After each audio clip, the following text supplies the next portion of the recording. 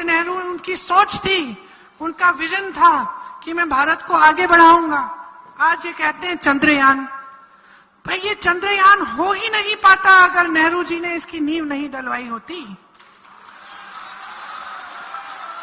अगर हमारे देश को मजबूत और सशक्त करने के लिए हमारे नेताओं ने एक विजन नहीं दिखाया होता, आईआईटी नहीं बनाई होती, आईआईएम नहीं बनाए होते, अगर हमारे नेताओं ने ये तय नहीं किया होता 80 के दशक में कि हम कंप्यूटर और टेक्नोलॉजी में हम मजबूत बनेंगे, क्योंकि हमारे यहाँ पढ़े लिखे लोग हैं जो इंग्लिश बोलते हैं, जो कि पूरी दुनिया में इतने नहीं है जितने हिंदुस्तान में। नहीं, अपने पिता के मुंह से ये बातें सुनी हैं जब ये सब नहीं था।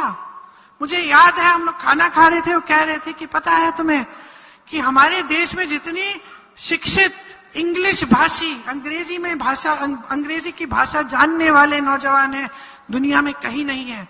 हम में इतनी ऊर्जा है, नौजवान ऊर्जा है। अगर हम यहाँ पे तकनीक को मजबूत बनाएंगे, अगर हम कंप्यूटर को आज के दिन लाएंगे तो देखना 20 साल बाद, 30 साल बाद कितनी तरक्की होगी।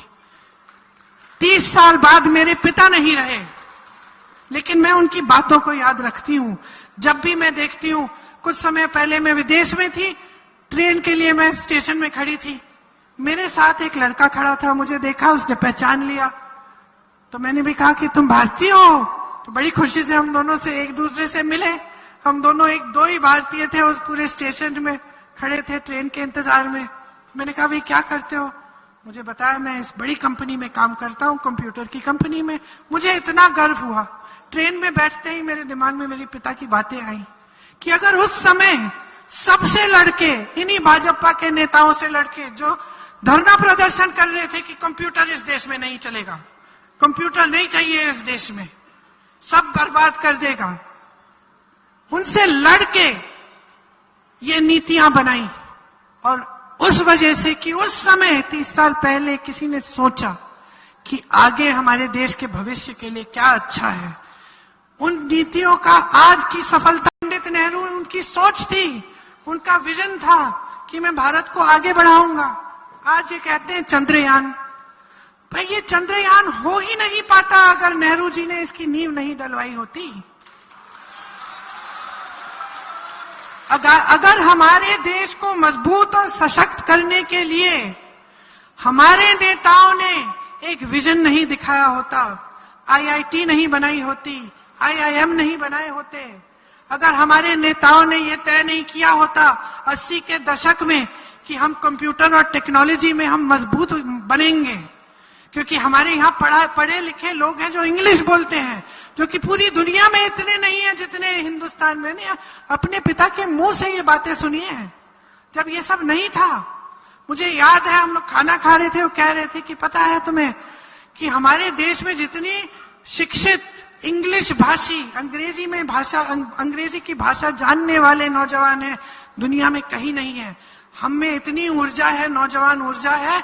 अगर हम यहाँ पे तकनीक को मजबूत बनाएंगे, अगर हम कंप्यूटर को आज के दिन लाएंगे तो देखना 20 साल बाद, 30 साल बाद कितनी तरक्की होगी। 30 साल बाद मेरे पिता नहीं रहे, लेकिन मैं उनकी बातों को याद रखती हूँ। जब भी मैं देखती हूँ, कुछ समय पहले मैं विदेश में थी, ट्रेन के लिए मैं स्टेशन में खड़ी थी, मेरे साथ एक लड़का खड़ा था, मुझे देखा, उसने पहचान लिया, तो मैंने भी कहा कि तुम भारतीय हो। तो बड़ी खुशी से हम दोनों से एक दूसरे से मिले। हम दोनों दो ही भारतीय थे, उस पूरे स्टेशन में खड़े थे ट्रेन के इंतजार में। मैंने कहा भाई क्या करते हो? मुझे बताया मैं इस बड़ी कंपनी में काम करता हूँ, कंप्यूटर की कंपनी में। मुझे इतना गर्व हुआ।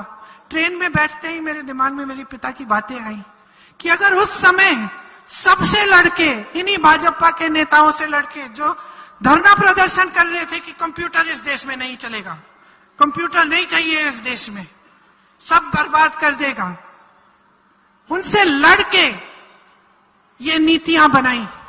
और उस वजह से कि उस समय 30 साल पहले किसी ने सोचा कि आगे हमारे देश के भविष्य के लिए क्या अच्छा है, उन नीतियों का आज की सफलता हम आज देखते हैं।